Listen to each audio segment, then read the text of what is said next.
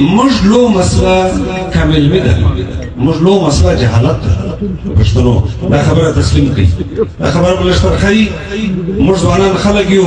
ایبه ادب په دایره کې ما خبره ده نه ادب نه کی وځي نه ان شاء الله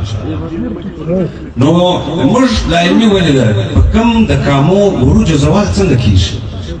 نو که موږ داسې تاریخ وګورو سماجیات وګورو سیاسیات وګورو معاشیات وګورو فلسفه وګورو نو موږ ته معلومیږي چې موږ لو مسله په چش کې ده ابن خلدون دې ته اشاره کړې ده چې کومو عروج او زوال په درو شان باندې کیږي یو دا ده چې تا علم او اخلاق په کوم ځای اوس وګورئ په ځانو کې چې موږ علم او اخلاق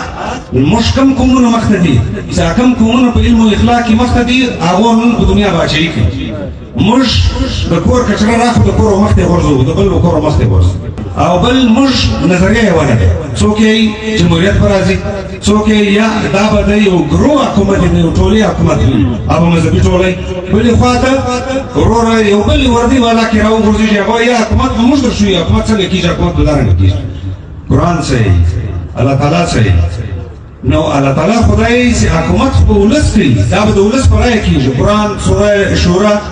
22 سورۃ آیت نمبر 38 کې الله تعالی فرمایي امر شورا بینهم تاسو نظم تاسو په باهمي مشاورت باندې چلیږي